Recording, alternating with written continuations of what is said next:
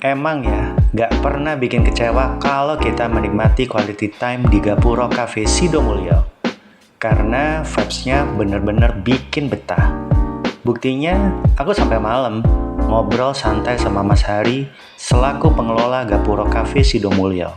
And now, Mas Hari bakal spill beberapa inovasi yang bakal dikerjain ke depannya.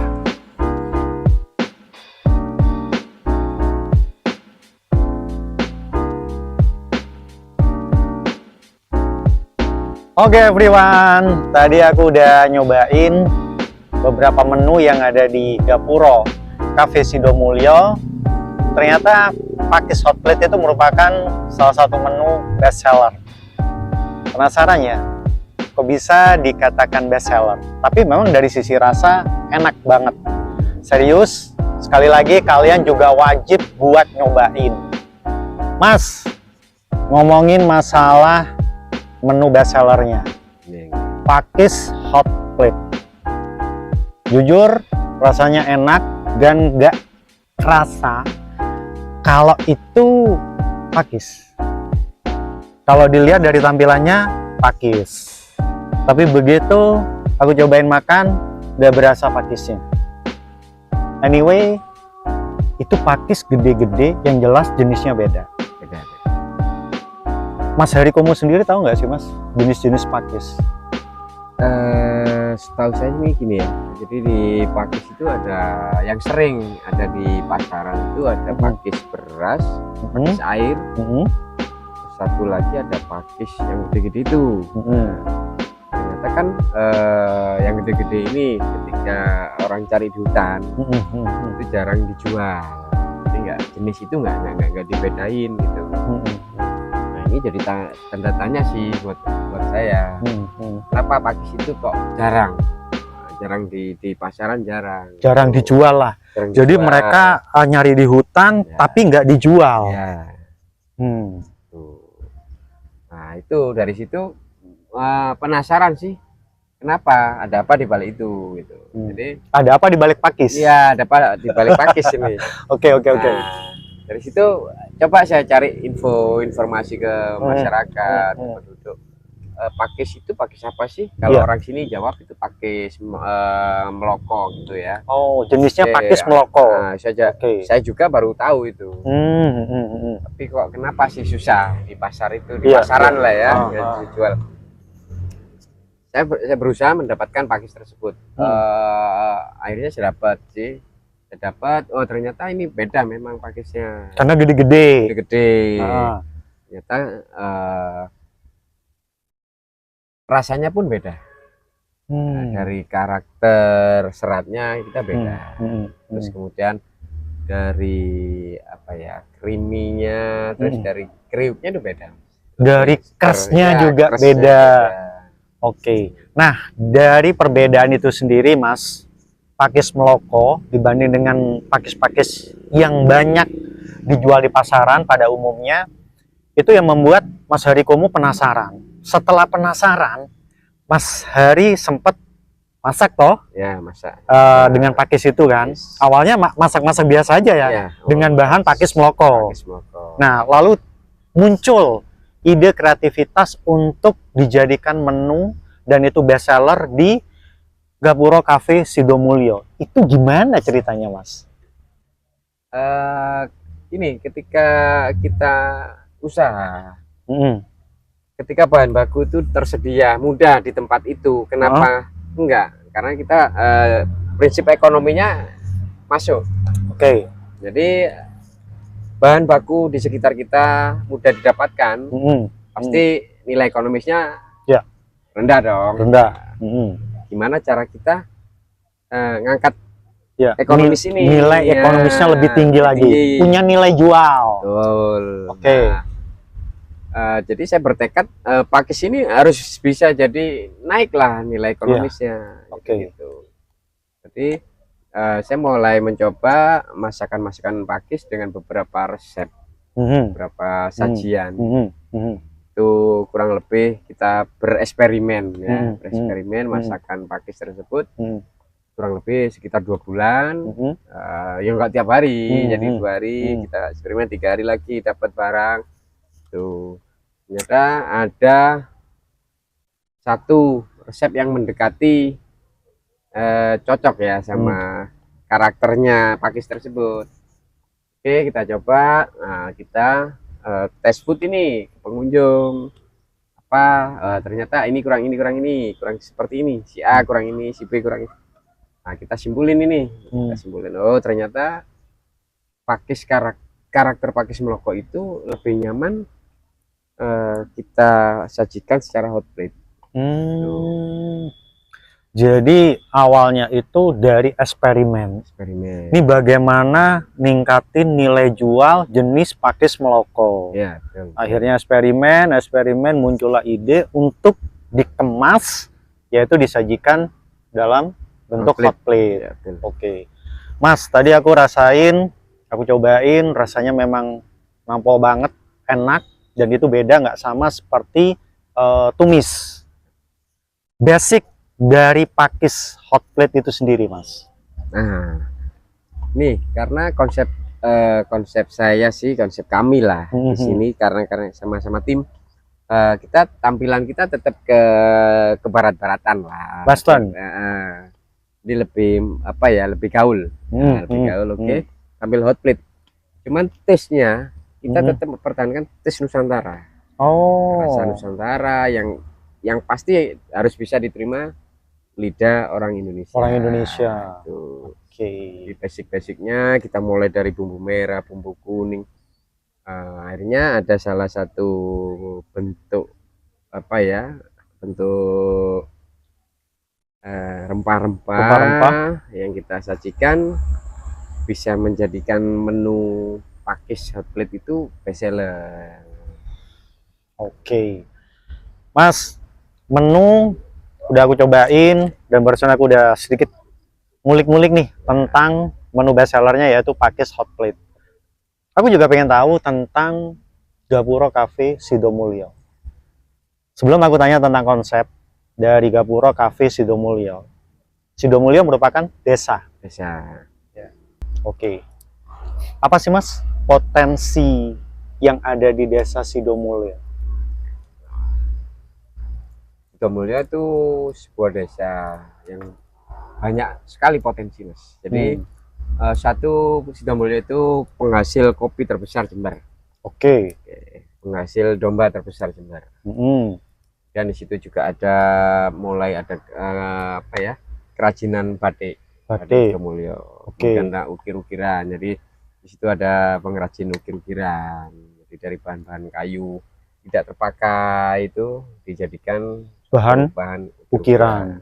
Selain batik ya. Terus kemudian juga ada sendang tujuh. Sendang tujuh itu yang konon ceritanya ini masih kita cari, kita gali sejarahnya lagi. Itu konon cerita di situ adalah Damar Wulan tersebut. Tempat pertapaan, tempat mandi Damar Wulan ini. Konon ceritanya gitu. Cuman ya bukti-buktinya belum valid lah ya. Valid ya. Cuman ketika pernah sih ada wisatawan dari Bali, kebetulan mampir ke sana dan dia bercerita, dia juga bersembayang di sana. Nah, dia yang bercerita itu bahwa itu petilasan. Ya, petilasannya Damar Wulan. Oke. Jadi masih belum kita lagi ya, kita gali lagi lebih dalam lagi nanti. Dan itu juga bisa untuk wisata teman-teman di sana. Mas, apakah itu yang menjadi salah satu alasan dari Mas Hari untuk bikin kafe di sini? Karena potensi tadi? Bukan juga sih. Jadi gini, dari awal cerita bahwa dengan saya bertemu dengan pemimpin desanya, kepala desanya yang Mas Kadesnya di sini, beliaunya masih muda, semangat tinggi. Beliau juga ingin memajukan desanya dengan wisata, dengan kafenya, wisata kulinernya. Jadi itu adalah tantangan buat saya. Jadi tempat yang yang menurut banyak orang kelayak ramai itu ya biasa aja. Iya. Itu tantangan buat saya, terutama saya dan tim lah ya. Kita juga ada manajemen tim.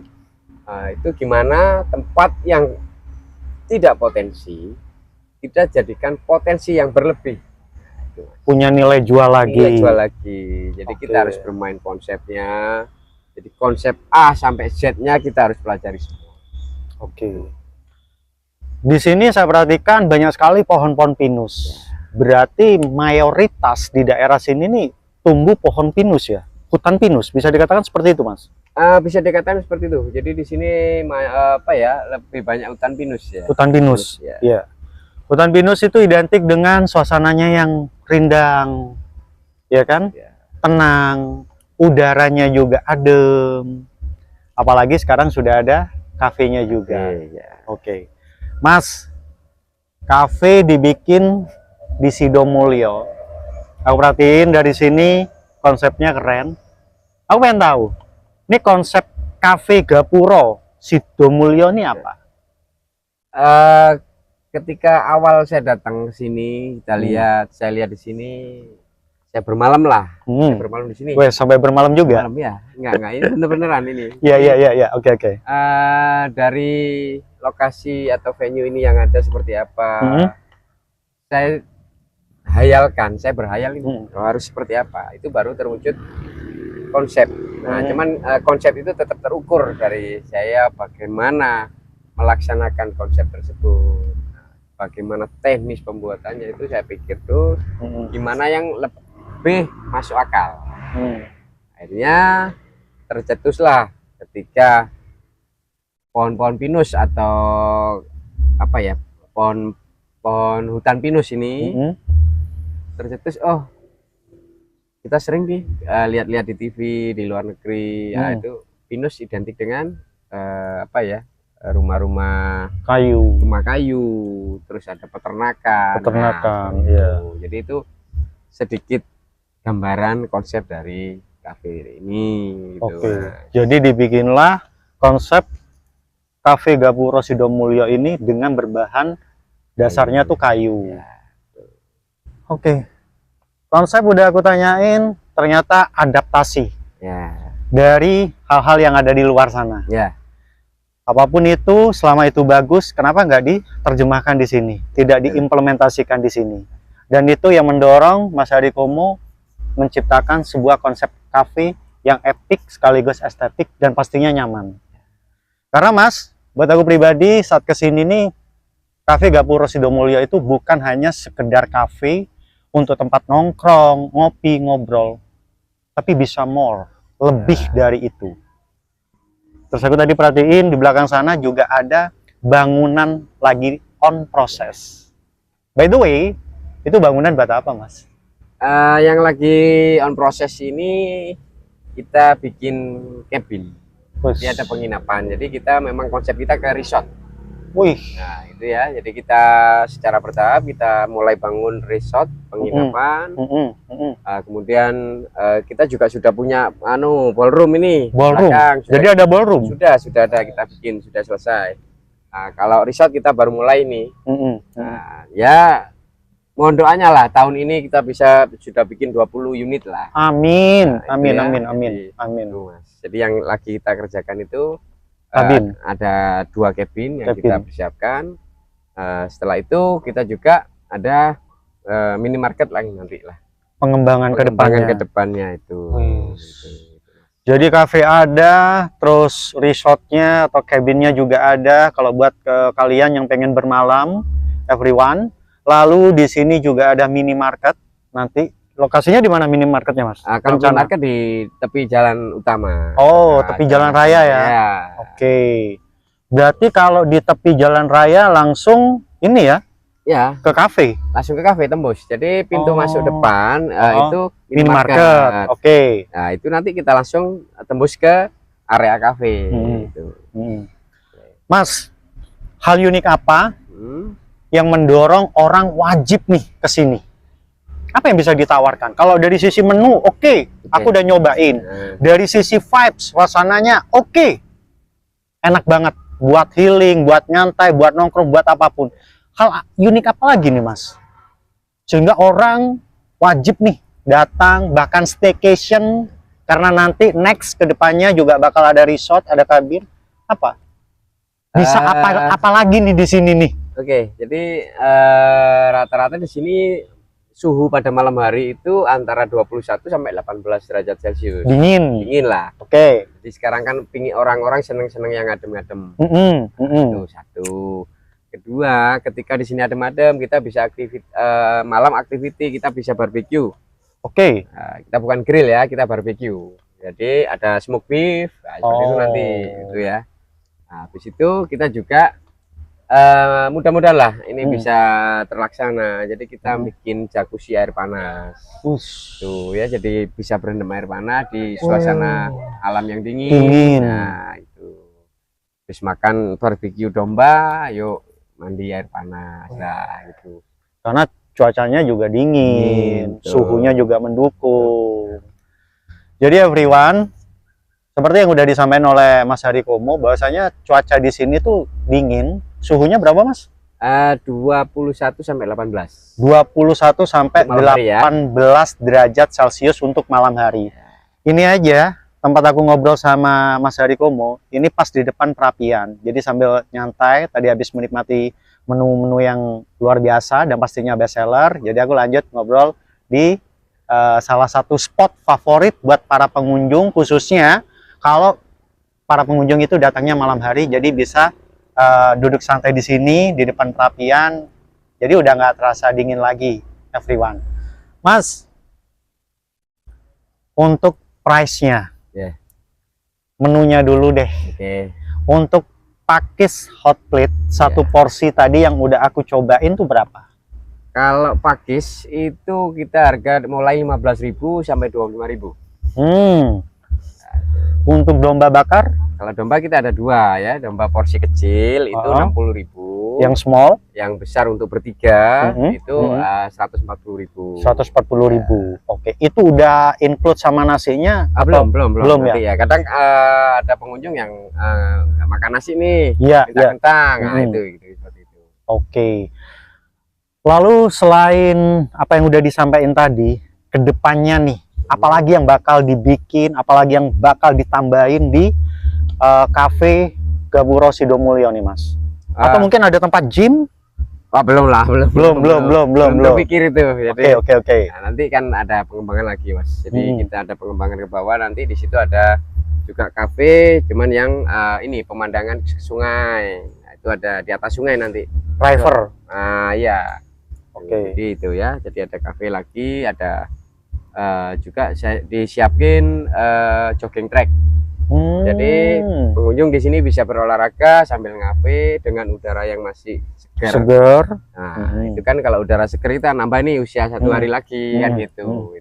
Jadi olahraga, tempatnya segar, habis capek, sarapan. Nah, terus itu yang ke depan juga kita ada juga studio kopi.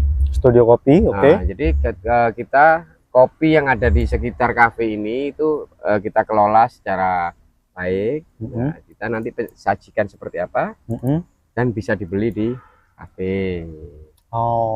Oke. Mas, untuk ballroomnya sendiri kapasitas berapa orang? Untuk sementara ini kapasitas 150 orang. 150 orang. Kedepannya bakal ditambah lagi, maybe? Jadi 500, kapasitas 500 orang. Jadi bakal ada pembangunan lagi nih ya, ke depannya. Untuk barnya tetap di situ? Enggak, kita nanti ada update lah. Nah, itu ada perkembangan baru lah, ada rencana lagi, ada toko rotinya juga, ada nanti lengkap lah di sini, Mas. Semacam pastry gitu ya? Pastry. Jadi orang ngopi pagi-pagi sarapan roti ya kayak orang bule. Orang bule lah. Jadi buat kalian everyone, kalau misalkan staycation di sini, misalkan kalian tuh pagi-pagi bangun langsung nggak pengen sarapan nasi atau makan berat, kalian juga bisa menikmati sajian roti yang ada di Cafe Gapuro Sidomulyo sambil ngopi. Habis itu ya terserah mau olahraga, terus jogging trekkingnya juga sudah disiapin nantinya ke depannya. Itu informasi yang aku peroleh dari Mas Hari Komo selaku pengelola dari Cafe Gapuro Sidomulyo. Gitu everyone. Mas, untuk opennya Ini dari jam berapa sampai jam berapa? Kalau weekday kita open jam 9 pagi, Mas. Jam 9 pagi sampai Open order sampai jam 9 malam. sampai jam 9 Ya. malam. Itu untuk weekday. Weekday Untuk weekend? kan jam 9 pagi sampai jam 10 malam. Oke. Jadi jelas ya, everyone. Jadi untuk weekday opennya itu dari jam 9 pagi sampai jam 9 malam. Lalu untuk weekend itu dari jam 9 pagi sampai jam 10 malam. Jadi ayo buat kalian segera agendain staycation atau ya sekedar nongkrong, boleh dong. Langsung aja menuju tempat tongkrongan yang pastinya asik buat kalian dan cozy, yaitu Cafe Gapuro Sidomulyo, everyone. Oke everyone, Mas, terima kasih banyak atas waktunya, atas obrolannya. Sukses selalu ke depannya, semakin berkembang untuk Cafe Gapuro Sidomulyo. Amin.